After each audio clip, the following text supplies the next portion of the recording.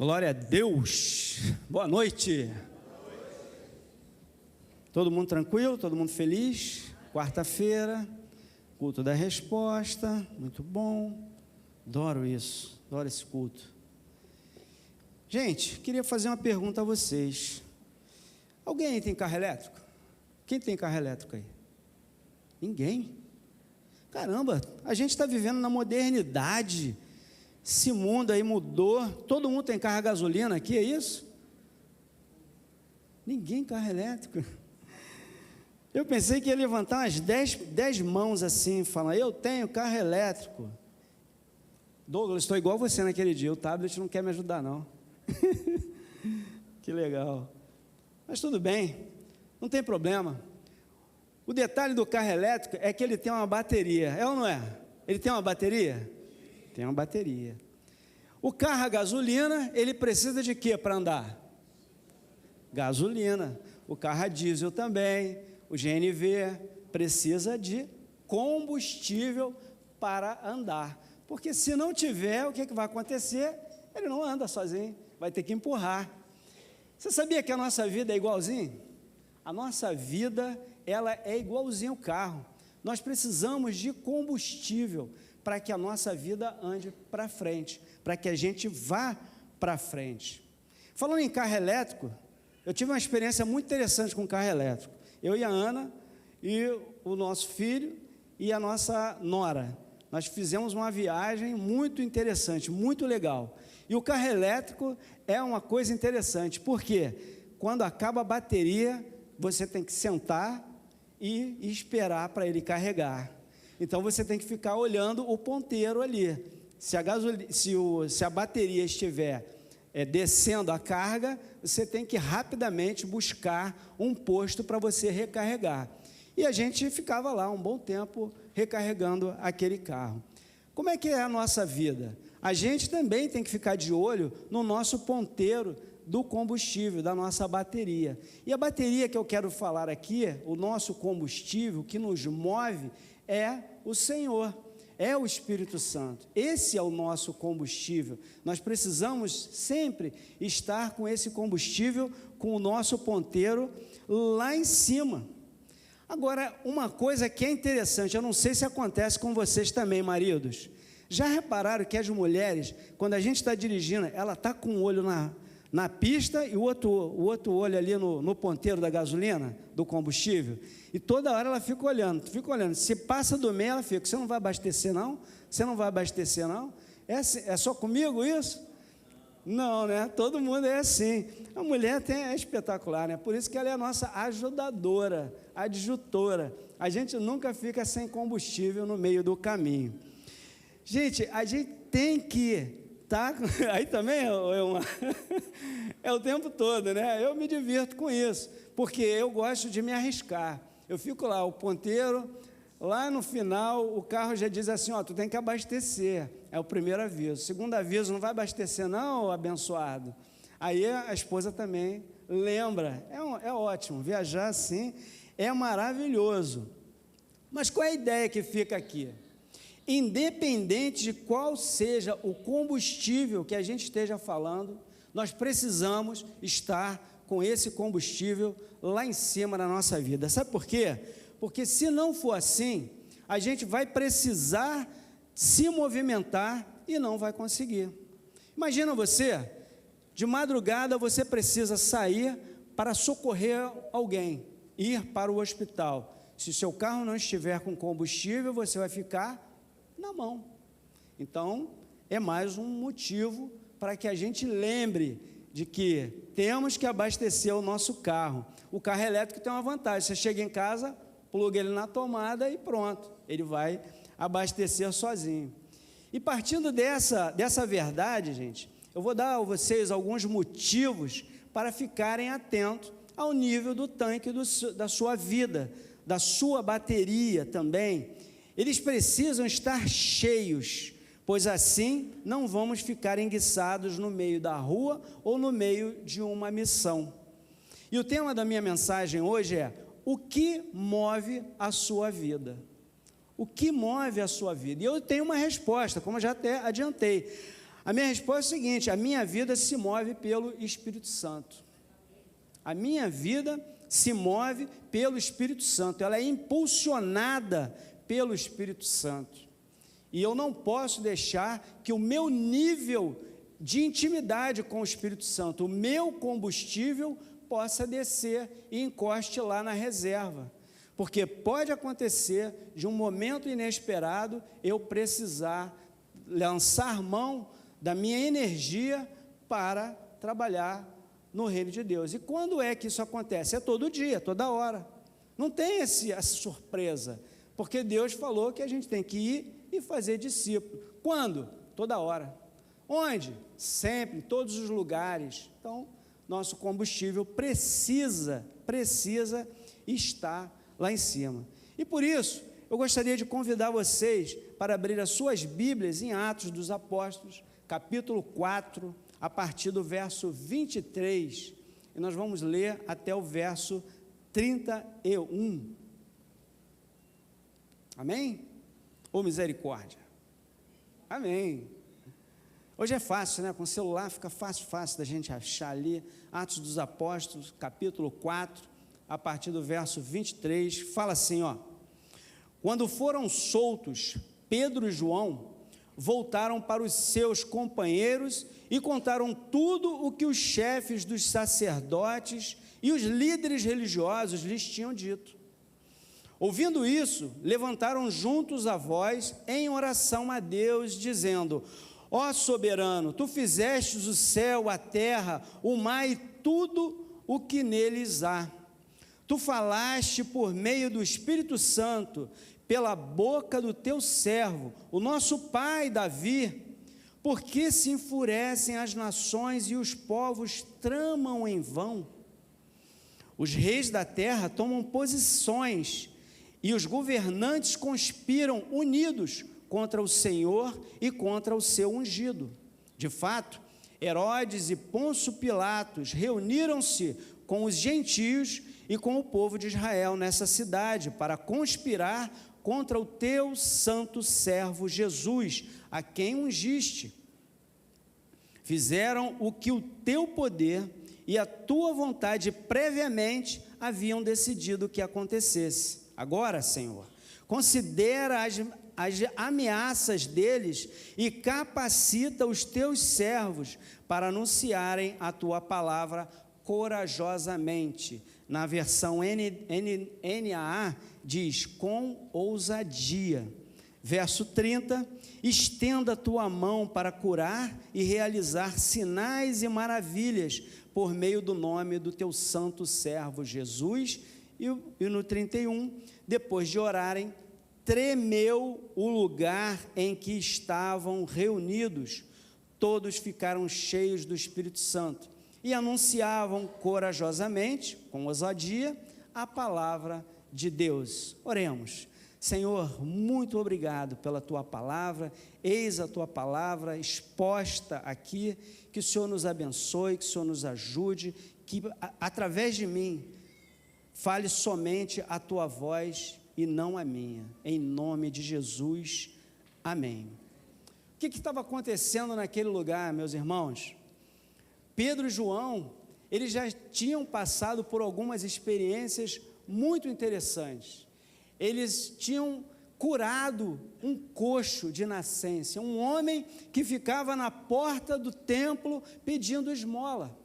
Esses dois homens, Pedro e João, passavam por ali e aquele homem coxo, esmolando, pediu alguma coisa a eles. Pedro olha para ele e diz: eu não tenho nada, mas o que eu tenho eu lhe dou. Eu não tenho ouro nem prata, mas o que eu tenho eu lhe dou. E imediatamente aquele homem foi curado. Ele, de um só salto, ele levantou e começou a seguir, a acompanhar aqueles discípulos de Jesus. Só que essa ação não foi boa em relação aos doutores da lei. Eles não gostaram disso, porque era um milagre. E aquele milagre chamou a atenção das pessoas ali em Jerusalém, e as pessoas começaram a ter mais firmezas em seguir os apóstolos. E aí a inveja começa a operar no coração dos doutores da lei. Diante disso, Pedro e João, eles foram detidos para serem interrogados pelas autoridades. Pedro, nesse momento, ousado como ele era, ele passa a explicar o que estava acontecendo, e além disso, ele aproveita e prega a palavra de Deus para aquelas autoridades. Este ato deixou ainda mais aborrecidas aquelas autoridades, porque o povo começou a crer muito mais em Jesus Cristo. Quando Pedro e João estavam pregando lá no templo, os líderes religiosos os chamaram no cantinho, no privado, porque eles estavam com medo. E eles chamaram Pedro e João e começaram a os advertir, dizendo para que eles parassem de proclamar a doutrina de Jesus. Só que tinha um detalhe que eles não contavam: eles não tinham medo, porque eles sabiam quem estava ao lado deles, eles sabiam com quem eles estavam lutando, eles não estavam sozinhos, eles sabiam que o Espírito Santo estava com eles.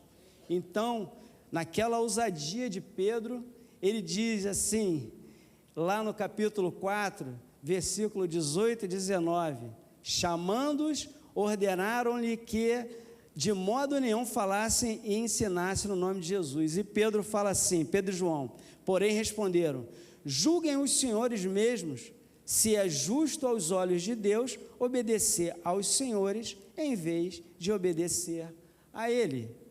Queridos, nada pode parar o poder do Senhor, nada, ninguém, não adianta, mesmo as autoridades mandando, se você tiver ousadia e souber e tiver a certeza de quem está ao seu lado, lutando com você, você vai enfrentar. Mas eu não sei o que falar. Deus vai colocar a palavra no seu coração, Deus vai colocar a palavra na sua boca, porque você precisa estar aberto para isso. Como está o nível do seu combustível? Está lá em cima, precisa estar lá em cima, precisa estar abastecido, porque só assim você vai ter essa ousadia que os apóstolos tiveram naquele momento. O momento ali não era bom, eles estavam sendo presos, eles estavam sendo açoitados, eles estavam tomando chicotadas. Imagina, ali, você pregando a palavra do Senhor, e vem as autoridades e te prende, te coloca no cárcere. Como é que fica? O medo bate, com certeza, e eu vou morrer, eu vou apanhar, mas eles não estavam nem aí para isso. Queridos, eu gostaria de refletir com vocês em alguns pontos dentro dessa palavra. E o primeiro ponto que eu queria refletir aqui nessa noite é que aquele que se deixa mover pelo Espírito de Deus, sente o desejo de compartilhar as suas experiências vividas com Jesus Cristo.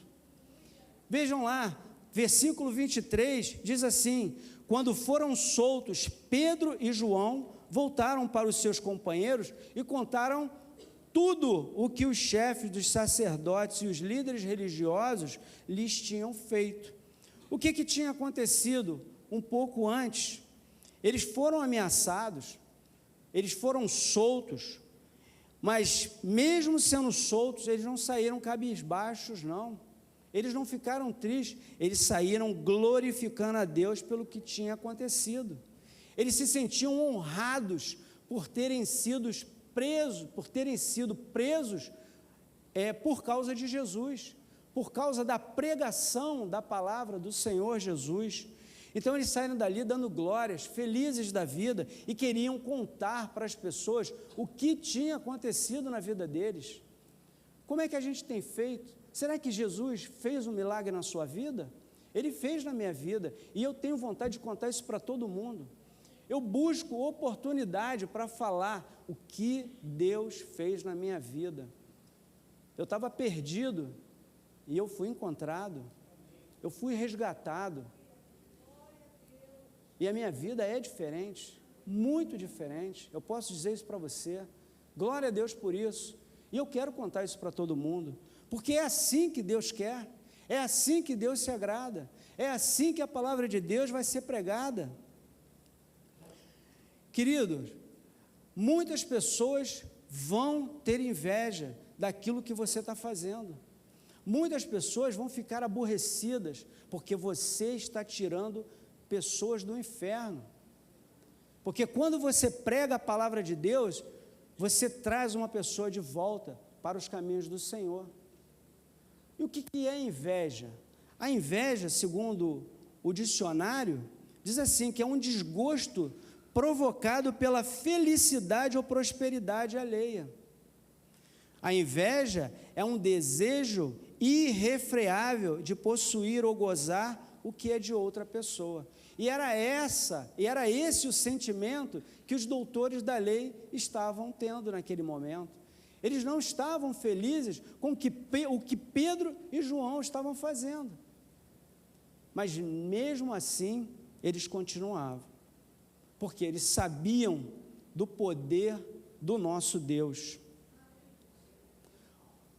Uma tropa bem treinada e motivada, ela é capaz de derrotar o maior inimigo, mesmo que esse inimigo seja forte demais. Você quer ver uma experiência que a Bíblia nos traz? É o caso lá de Davi.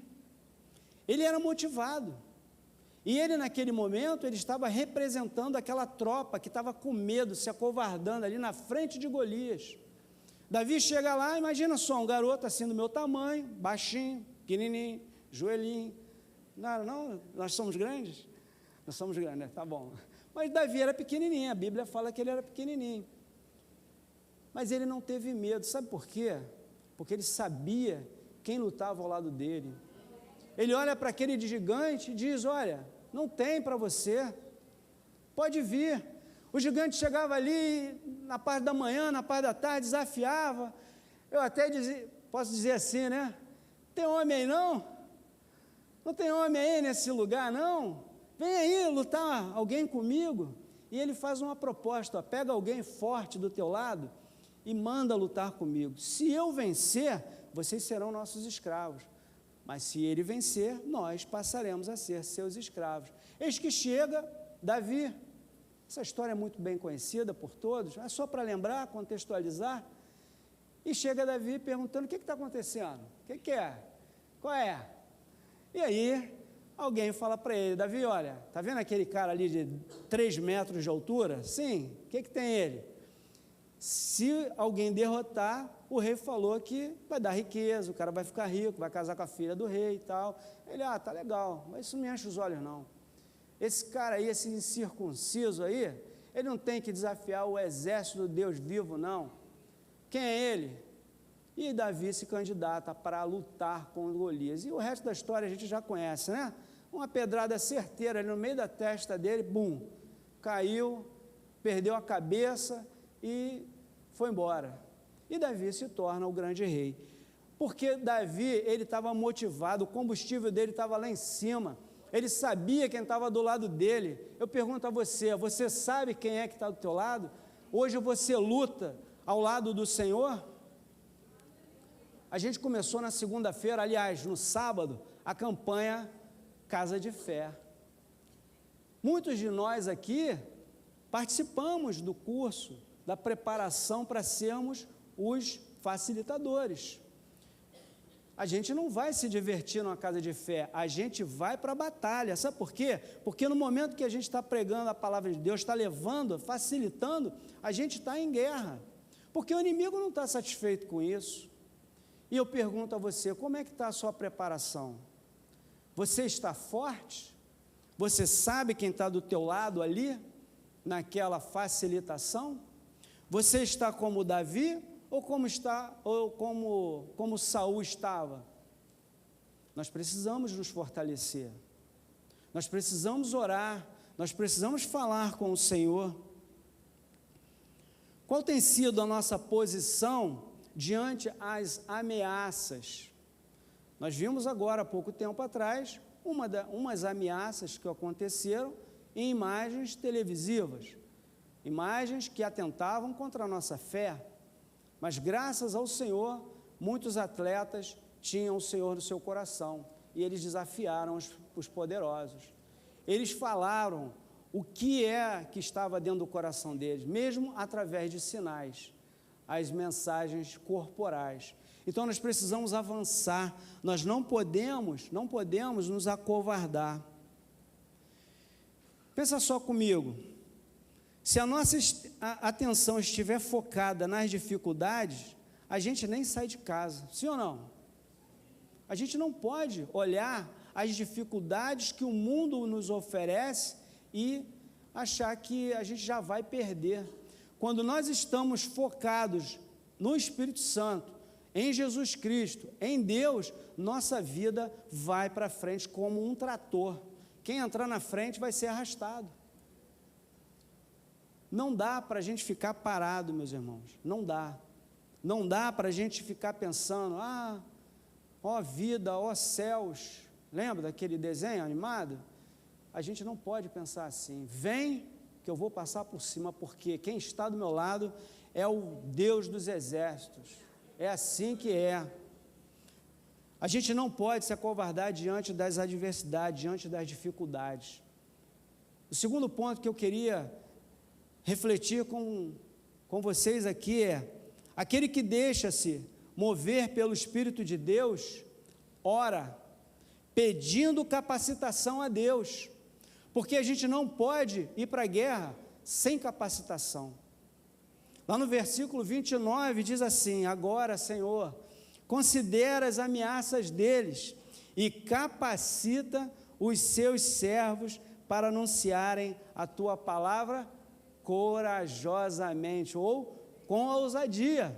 Temos que ser ousados. Se você olhar a uma dificuldade, você vai congelar. Quem é ousado, ele vai em frente, mas ele precisa ir em frente com responsabilidade, porque você pode comprometer a vida de outras pessoas. Então, quando a gente se capacita para a batalha, a gente está ali chamando o Espírito Santo para perto da gente, a gente está aprendendo a orar, a gente está aprendendo a manusear a palavra de Deus, a gente está enchendo o nosso tanque de combustível, se enchendo do Espírito Santo, porque nós queremos transbordar do Espírito Santo. Porque se a gente não transbordar do Espírito Santo, o que a gente vai ter para oferecer? A gente tem que oferecer o melhor. Não há forma de vencermos sozinhos, meus irmãos. Não há. A gente tem que trabalhar em equipe. Se não nos prostrarmos diante de Deus e pedir que o Espírito Santo esteja conosco em todos os momentos, nos capacitando e nos dando discernimento da sua palavra, não há como vencer os principados desse mundo. Então precisa de capacitação. Nós vemos o mover do Espírito Santo na vida dos apóstolos. Vemos lá, eles foram presos, eles foram chicoteados, mas isso não abateu o moral deles, não abateu. E o nosso moral não pode ser abatido também. Você orou por alguém, você trouxe esse alguém para Jesus Cristo, mas essa pessoa caiu. Amém, vamos de novo, pega ele pelo braço, levanta e vamos continuar. A gente não pode desistir, porque motivos para desistir a gente tem um monte, mas a gente tem que trocar esse motivo para desistir por motivos de avançar. Nós não podemos esmorecer. Eu lembro novamente, estamos num momento de batalha, Casa de Fé. Isso é um projeto maravilhoso, é um projeto que vai multiplicar a nossa igreja. A gente vai multiplicar a nossa igreja, mas isso é uma consequência de alcançar pessoas. Nosso objetivo não é multiplicar, isso é uma consequência. O nosso motivo é trazer pessoas para Jesus Cristo, tirar pessoas do caminho do inferno. Esse é o nosso objetivo. Como já foi falado aqui, antes de eu vir aqui em cima, aí fora tem um monte de gente que ainda não percebeu qual a direção que eles estão tomando. E nós precisamos alertá-los, chamá-los, trazê-los.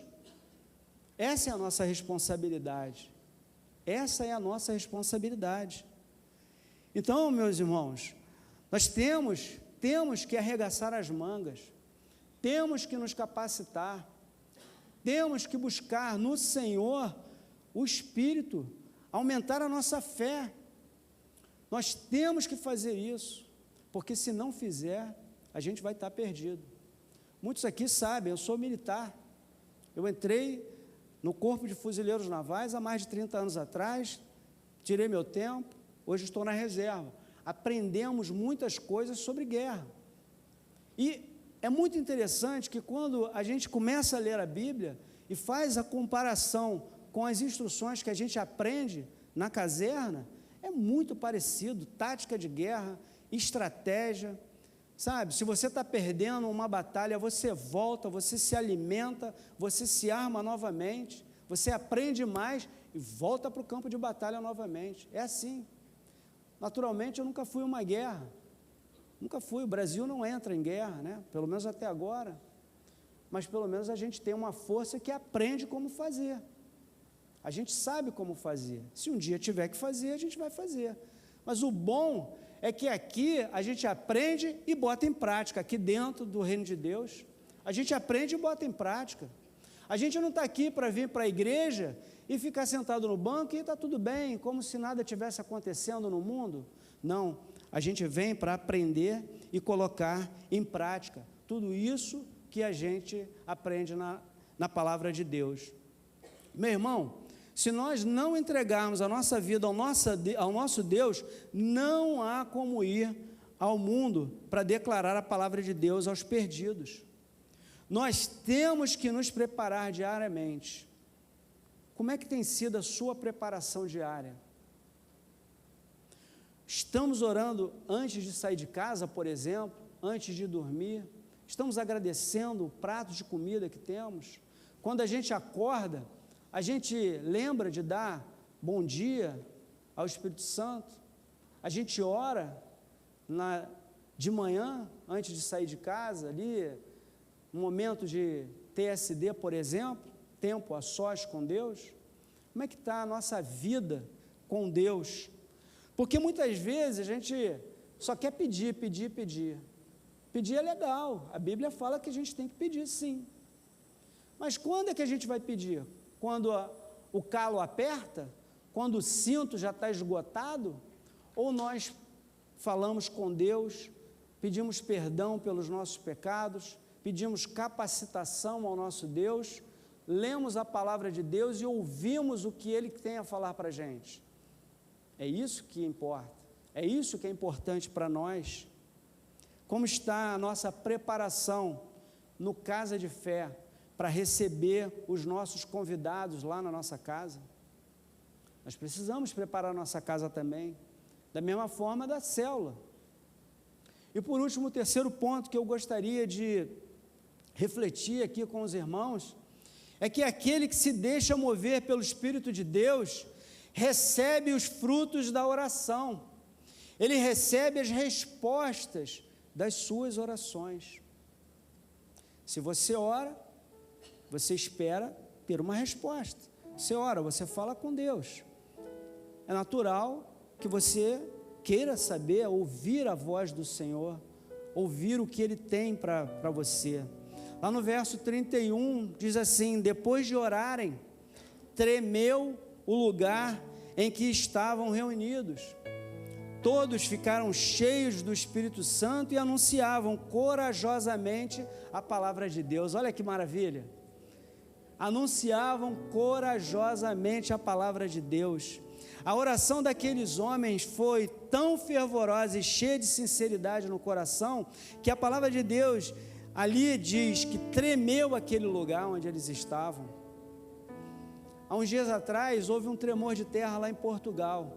Numa escala de 1 a 9, o tremor foi mais ou menos ali 5,3. Tremeu. Eu vi alguns vídeos, alguns devem ter visto, né? Quadros balançando, camas balançando. Deve ser uma sensação muito estranha.